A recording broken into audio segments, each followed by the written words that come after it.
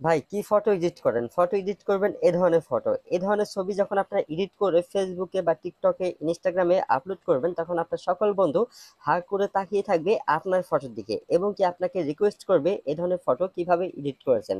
তো চলুন আজকের এই ভিডিওতে আমি আপনাদেরকে দেখিয়ে দিতেছি এ ধরনের ভাইরাল ফটো কিভাবে আপনারা এডিটিং করতে পারবেন মোবাইল ফোন থেকে, তাও আবার মাত্র 1 মিনিটে।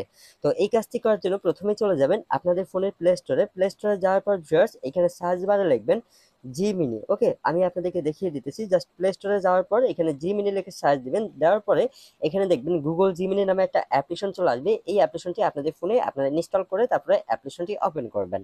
ওপেন করার পর নিচের দিকে দেখতে পারবেন একটি প্লাস আইকন, জাস্ট এখানে ক্লিক করবেন। তারপরে আপনাদের ফোনে ফাইল থেকে বা গ্যালারি থেকে যেই ফটোটা আপনারা এডিট করতে চান সেই ফটোটা এখান থেকে অ্যাড করবেন।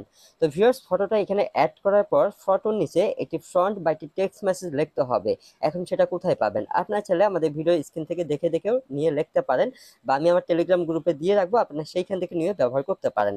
তো ফ্রন্টটা অ্যাড করার পর নিচের দিকে যে সেটিংটা দেখতে পারবেন, জাস্ট এখানে ক্লিক করবেন। এখানে ক্লিক করার পর এখানে আপনাদেরকে তেমন কোনো কিছুই করতে হবে না।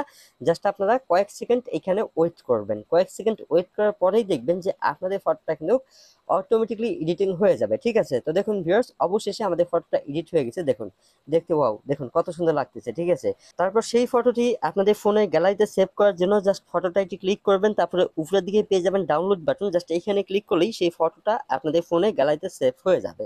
তো ভিউয়ার্স আশা করি আজকের এই ভিডিওটি আপনাদের অনেকটাই কাজে আসবে। তো অবশ্যই ভিডিওটি আপনার সকল বন্ধুর কাছে শেয়ার করে তাদেরকেও দেখার বা শেখার মতো সুযোগ করে দিবেন, এবং কি এ ধরনের নতুন নতুন ভিডিও সবার আগে পেতে হলে অবশ্যই আমাদের চ্যানেলটি সাবস্ক্রাইব করে রাখবেন।